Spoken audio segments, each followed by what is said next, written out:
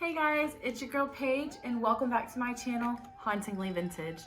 And most importantly, welcome to the end of Spooktober and happy Halloween! We made it to end Spooktober and of course a posting on Halloween. I'm going to take you guys down south to the state known as the Boot. So if you haven't guessed it already, we are going to Louisiana. And not just Louisiana, a small town called Francisville, and most importantly, the location named Myrtles Plantation. So I personally have never been to this location. However, my sister lives in Louisiana, so that's how I kind of found out about it, as well as seeing other investigations and hearing kind of tales of this place. And not to mention my boss, who is 70, knew about it before I did, which of course he attended LSU, so of course he kind of knew. And I'm not for sure if it's a top 10 location, but I know New Orleans is not too far from it. So, and New Orleans is a top 10 city that's haunted.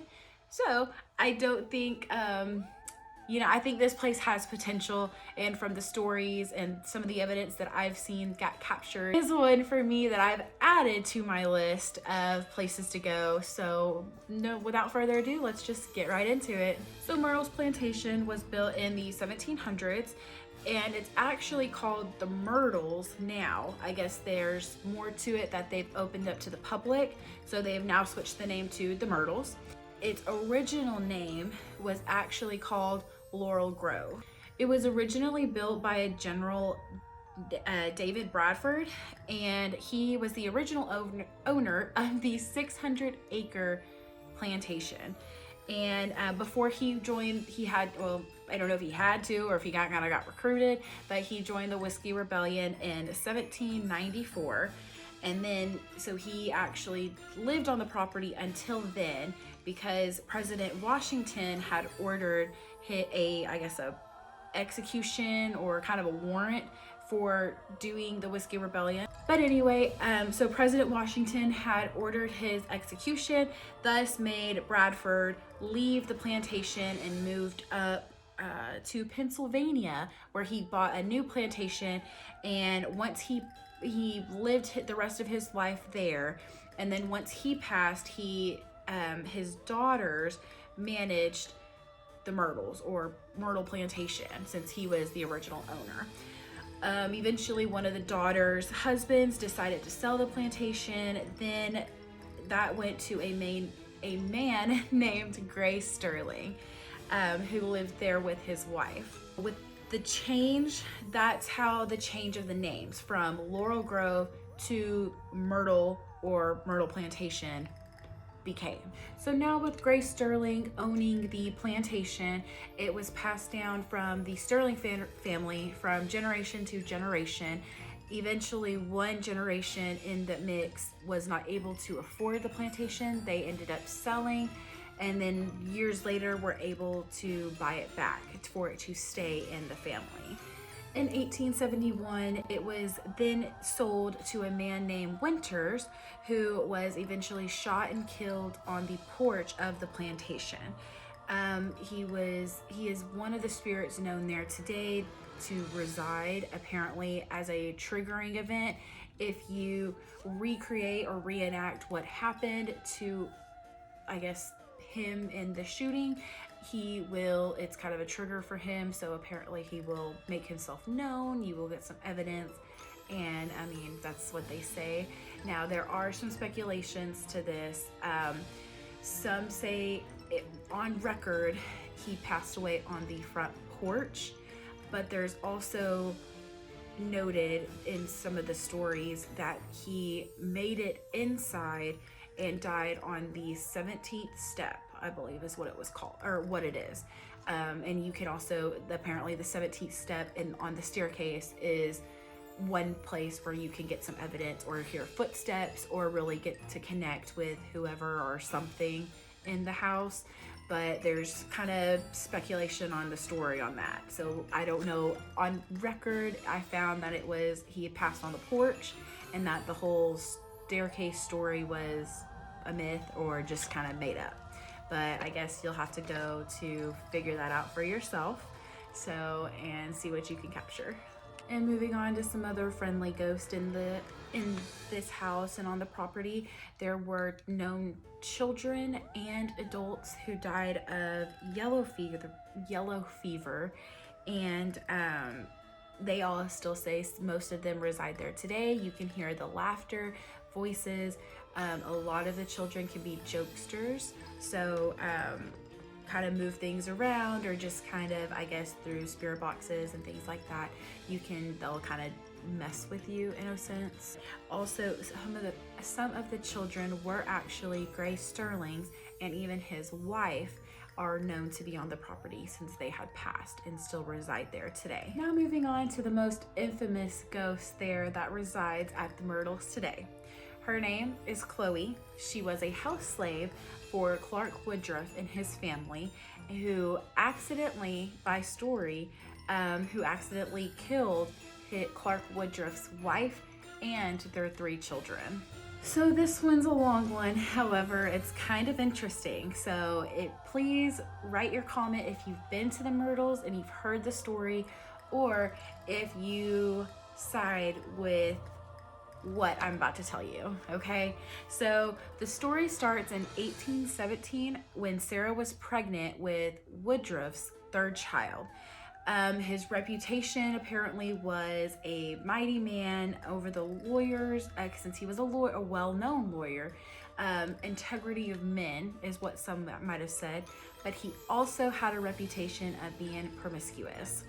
So according to the legend, he started forcing himself on one of the household servants named Chloe, and of course she wanted to refuse him. However, she couldn't, because if she did, she would lose the privilege of being a household servant, so she would have to work outside. So she decided to hang in there as long as she could with him in that relationship, if you want to call it, which it really wasn't. So it was more of abuse. But so she kept her act up, and when she finally got tired of it, she chose, in refusing him, he chose another slave to force himself upon. As Chloe found out about that, of course, she was eavesdropping on one conversation. The judge, who was there at the time, saw her and demanded her ears be cut off due to her eavesdropping, to teach her a lesson. Now, for whatever reason, she thought she could poison the family and make it look as if, and kind of nurse them back to health, make it look like she did something worth not being abused and just worth being inside the home. But she put too much, and Sarah Woodruff, which is Mr. Woodruff's wife, and their 3 children, which, because she was pregnant, ended up dying. So unfortunately, the other slaves knew about Chloe's plan, and that it didn't go accordingly or how she wanted it, and they decided so where they would not get punished, turn her in, and they actually drug her out of her home and hung her themselves. The slaves then, after hanging her in her lifeless body there, they ended up throwing her in a nearby river. To this day, or as long as Woodruff lived there, and I believe even to this day, that dining room is not used for a social gathering of any sort. You're able to tour and walk through it, but I don't think they host anything in there. And that was from Woodruff. After that incident happened, no one ever used the dining room again. But as I said, Chloe is one of the most known spirits that reside there in the home today. There is actually a photo evidence of her standing in between one building, or it looks like could be her, standing in between one of the buildings on the plantation that's executed very well, which I will post it here in a minute, and add it to here because it's kind of crazy. Now, nobody knows for sure if it's her. That's just the word and the story related that's Chloe in the photograph. So now the juicy secret. According to, or I guess other opinions and other fact checkers and people who've kind of looked into the research of the story of Chloe have found that it's all fake, that there was never a servant named Chloe who lived in the house, and that the children and the wife actually got sick and that's how they died. But was on record that Sarah died of yellow fever, and then, so not poison, and then that the Sarah had only a son and a daughter, and they died a year after her death. So not even the same story that's known out there. Those were found on record. So the next big question that gets asked is, how did this story come about, or how did it even evolve? How did a Chloe get in to or be a part of the Myrtles if there was never proof that she was a servant, or never, and the other two were, or the children and the wife were on record how they died? Let's take it all the way back to the 1950s. The Myrtles were owned by a lady named Marjorie Munson, and she had heard ghost stories of the Myrtles before, I guess, or as she moved into the home. I wouldn't say before, because most people don't talk about that, or you don't buy houses. So it must have been before, and that's how kind of she came up with Chloe, or how Chloe became a part of the Myrtles. So according to the granddaughter Lucille Larson, and her aunt would tell ghost stories about an older lady wearing a green bonnet and wandering around the plantation, which Chloe is seen to be wearing a bonnet, I believe in the photograph that I showed, as well as just seeing a figure with a bonnet like on her head. Also, according to the story, there is supposedly a portal in one of the big giant mirrors, I believe it's by the stairwell, that has trapped the spirit of Sarah and the children. There are photos of this evidence too, seeing handprints coming from inside the mirror, like facing out. So instead of like a full print, how it would be, it'd be kind of inverted in a way. But of course, I feel like that would be somewhat true. I've always heard that when somebody passes, especially in a home, you need to cover the mirrors. It's kind of like just a tale that if you don't cover the mirrors, that spirit or their soul will get stuck. And so I guess kind of like they turn into ghosts in a way, but I feel like they just kind of get stuck in one place instead of being able to pass on. But I've always heard that. I haven't ever looked into if it's kind of just like a old wives' tale, or kind of superstitious. But as the years went on with the Myrtles and the plantation itself, since it's been treated from like owner to owner, these stories have been fabricated, or some want to claim, some want to say. Who knows if it's what's really true without digging. We know that some evidence of Sarah Woodruff and the children, those two at least, and it didn't say if she was pregnant or not when she died of yellow fever, so she might have had a third child, but at least hers and the two children's that she had were on record of how they passed. But who knows, if those records could always be changed, or they could have just been miswritten.